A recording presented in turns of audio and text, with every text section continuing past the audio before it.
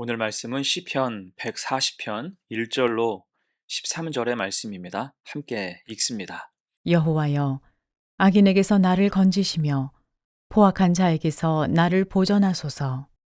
그들이 마음속으로 악을 꾀하고 싸우기 위하여 매일 모이오며 뱀같이 그 혀를 날카롭게 하니 그 입술 아래에는 독사의 독이 있나이다. 셀라. 여호와여, 나를 지키사 악인의 손에 빠지지 않게 하시며 나를 보전하사 포악한 자에게서 벗어나게 하소서. 그들은 나의 걸음을 밀치려 하나이다. 교만한 자가 나를 해하려고 올무와 줄을 놓으며 길 곁에 그물을 치며 함정을 두었나이다. 셀라. 내가 여호와께 말하기를 주는 나의 하나님이시니 여호와여, 나의 간구하는 소리에 귀를 기울이소서 하였나이다. 내 구원의 능력이신 주 여호와여, 전쟁의 날에 주께서 내 머리를 가려주셨나이다. 여호와여, 악인의 소원을 허락하지 마시며 그의 악한 꾀를 이루지 못하게 하소서. 그들이 스스로 높일까 하나이다. 셀라. 나를 애워싸는 자들이 그들의 머리를 들 때에 그들의 입술의 재난이 그들을 덮게 하소서.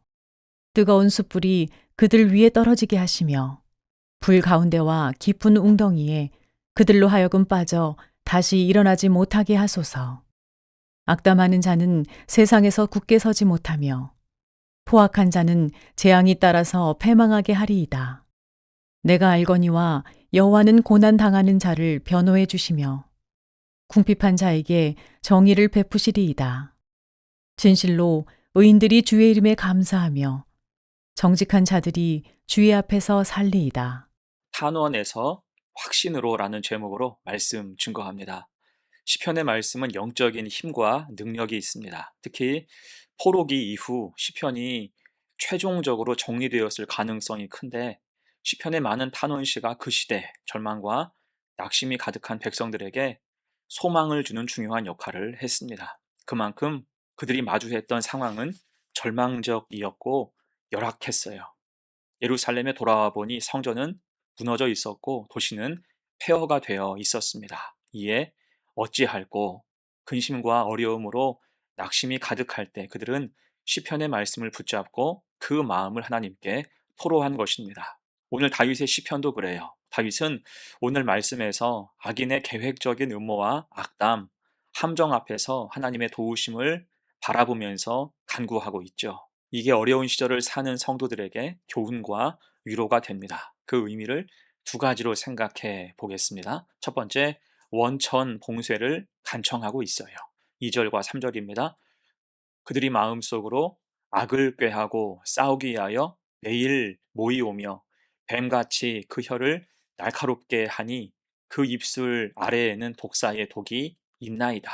흔히 악한 자들은 마음속에 악한 생각을 품고 있습니다. 그래서 빌미만 주어지면 금세 마각을 드러내죠. 중상모략에 능합니다. 이걸 당하는 사람의 처지에서는 너무 괴로운 일이죠. 이에 다윗은 하나님께 간청해요. 4절과 5절 여호와여 나를 지키사 악인의 손에 빠지지 않게 하시며 나를 보전하사 포악한 자에게서 벗어나게 하소서. 그들은 나의 걸음을 밀치려 하나이다. 교만한 자가 나를 해하려고 올무와 줄을 놓으며 길 곁에 그물을 치며 함정을 두었나이다. 아멘. 그들은 호시탐탐 기회를 노리고 함정을 파고 있다는 것입니다. 이때 함정의 위험이 무엇입니까? 거기에 한 번만 빠져도 치명적인 거예요. 9번 잘 피해도 마지막 한 번으로 넘어질 수 있는 게 함정의 무서움이죠. 이에 다윗의 기도는 막연하지 않고 구체적일 수밖에 없습니다.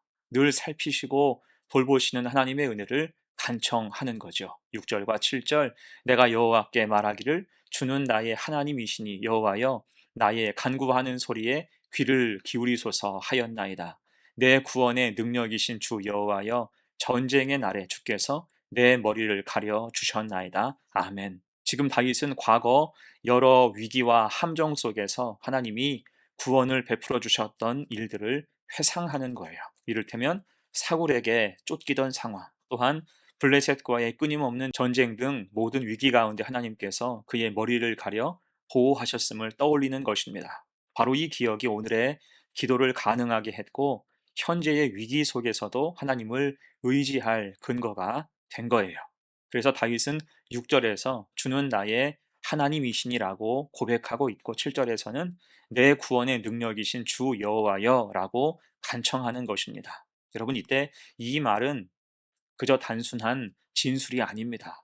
관계의 선언이죠. 곧 다윗은 하나님과의 언약적인 관계를 기억하면서 오직 하나님밖에 없음을 고백하고 있는 것입니다. 그리고 더 나아가서 8절 말씀, 여호와여 악인의 소원을 허락하지 마시며 그의 악한 꾀를 이루지 못하게 하소서, 그들이 스스로 높일까 하나이다 라고 간청하고 있습니다. 악인이 준비하고 있는 악한 꾀와 계획이 진척되지 않기를 간구, 한마디로 원천 봉쇄해 주시기를 소망하는 것입니다. 사람은 못해도 하나님은 그렇게 능히 하실 수 있음을 확신하기 때문이에요. 여러분, 그래서 우리도 억울한 상황과 악한 사람들의 이해할 수 없는 공격 속에 있을 때 가장 먼저 해야 할 것은 그 현실을 애통해하고 분석할 것이 아니라 하나님과의 관계를 다시 붙잡아야 하는 것입니다. 주는 나의 하나님이시니 또한 내 구원의 능력이신 주 여호와여. 이 기도가 우리 삶의 방향을 다시 세울 수 있고 거기서 놀라우신 하나님의 능력은 시작될 수 있는 것입니다. 이를 기억하여서 악한 것을 뚫고 원천 봉쇄하시는 하나님을 경험하는 복된 성도가 되시기를 축원합니다. 아멘. 두 번째, 다윗의 탄원 두 번째는 하나님의 도우심을 확신합니다. 이제 다윗은 하나님의 도우심을 확신하면서 기도하죠. 9절로 11절까지 말씀, 나를 애워싸는 자들이 그들의 머리를 들 때에 그들의 입술의 재난이 그들을 덮게 하소서, 뜨거운 숯불이 그들 위에 떨어지게 하시며 불 가운데와 깊은 웅덩이에 그들로 하여금 빠져 다시 일어나지 못하게 하소서, 악담하는 자는 세상에서 굳게 서지 못하며 포악한 자는 재앙이 따라서 패망하게 하리다. 아멘. 어떻습니까? 지금 다윗은 하나님의 심판을 간구하고 있어요. 그리고 이때 간구하는 심판의 범위나 깊이는 악한 자들이 범한 죄를 기준하고 있습니다. 저 위 2절 이하를 보면 그들의 악행을 자세히 하나님께 아뢰고 있죠. 이에 다윗은 그들의 입술의 재난이 그들을 덮게 하소서, 뜨거운 숯불이 그들 위에 떨어지게 하소서, 포악한 자는 재앙이 따라서 패망하게 하리이다라고 간청하는 거예요. 한마디로 자업자득이 되게 하소서. 그 정도로 악한 사람들의 작당은 죄로 온통 가득했습니다. 하지만 악한 자가 아무리 악한 계획을 철저히 세워도 하나님이 막으시면 전부 무용지물이 되지요. 도리어 되치기를 당해서 패망하는 일들을 성경은 기록합니다. 애굽의 바로는 출애굽하는 백성의 뒤를 쫓아서 전군을 이끌고 달려갔습니다. 이 하나님은 그들을 모두 홍해바다 한가운데에서 수장시키셔서 그들의 자랑이며 소망인 전군을 사라지게 하셨어요. 또한 히스기야 시대의 아수리의 산헤립은 대군을 이끌고 하나님의 뜻을 빙자하여 조롱하기를 즐거워했죠. 하지만 하룻밤 만에 그의 군대는 완파가 되었고 패잔병을 이끌고 아수르로 겨우 도망간 산헤립은 얼마 지나지 않아서 아들의 손에 의해서 암살당해 죽고 맙니다. 자업자득이었어요. 그리고 에스더서에 나오는 하만을 생각해 보십시오.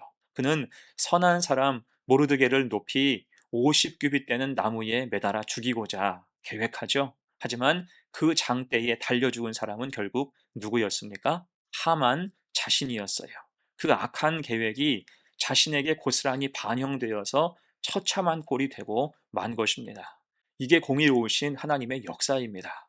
곧 다윗은 지금 무엇을 의지하고 있습니까? 하나님의 공의를 의지하고 있어요. 단순한 복수의 요구가 아니라 공의의 실현, 하나님이 악한 자들을 가만두지 않으신다는 것을 확신하는 것입니다. 그래서 12절 13절로 고백해요. 내가 알거니와 여호와는 고난당하는 자를 변호해 주시며 궁핍한 자에게 정의를 베푸시리다. 진실로 의인들이 주의 이름에 감사하며 정직한 자들이 주의 앞에서 살리다. 아멘. 여러분, 그래서 하나님은 어떤 분입니까? 하나님은 고통당하는 자를 변호해 주시고 가난한 자에게 정의를 베풀어 주시는 분이에요. 이에 하나님의 백성은 믿음으로 살아야 하는 것입니다. 진실로 의인들이 주의 이름에 감사하며 정직한 자들이 주의 앞에서 살리이다. 이 말씀이 실현돼야지요. 믿음 가지고 살 때 하나님이 도우시고 그 삶을 보장하신다는 것입니다. 이에 우리도 같은 고백을 해야 돼요. 악한 자들은 악한 것으로 우리를 괴롭게 하지만 우리는 하나님의 공의를 붙잡고 믿음으로 살아갈 때 우리의 길을 하나님께서 친히 보호하시고 도와주신다. 이 사실을 확신해야 할 것입니다. 그렇게 넘어지지 않는, 하나님을 의지하여 믿음으로 승리하는 복된 성도가 되시기를 간절히 축원합니다. 그러면 이제 말씀을 마무리합니다. 우리는 오늘 다윗의 탄원을 통해서 두 가지 진리를 다시 확인했어요. 하나님은 악한 자를 원천 봉쇄하시고 의인의 길을 도우시고 공의로 응답하신다는 것입니다. 이에 우리가 할 일은 악한 것의 위세 앞에서 겁먹거나 흔들리지 말고 하나님과의 관계를 다시 붙잡고 기도의 자리로 나아가야 한다는 것입니다. 주는 나의 하나님이시니, 이 고백이 우리의 삶의 방향을 뚜렷하게 할 것입니다. 그리고 공의로우신 하나님은 실제 우리 삶의 능력으로 역사하셔서 하나님의 권능을 맛보게 하실 거예요. 이것이 포로기에서 돌아온 백성들이 이 시편을 통해서 함께 탄원하고 소망하며 간절히 고백한 내용입니다. 소망은 오직 하나님께 있다는 거죠. 이에 우리도 하나님과 동행하며 악한 것의 진지를 무너뜨리시는 하나님을 확신하며 믿음의 영역을 확장해가는 거룩한 성도가 되시기를 간절히 축원합니다. 아멘. 함께 기도합니다. 은혜로우신 아버지 하나님, 오늘 말씀을 통해 탄원에서 확신으로 나아가는 믿음을 배우게 하셔서 감사합니다. 악한 현실보다 주는 나의 하나님이시니, 이 고백으로 하나님과의 관계를 붙잡게 하시고 우리의 기도가 점점 확신으로 바뀌어 가게 하옵소서. 바라옵기는 하나님의 공의와 도우심을 실제로 경험하게 하시고 믿음으로 가는 길 우리를 지키시고 승리케 하옵소서. 감사드리며 예수님의 이름으로 기도합니다. 아멘.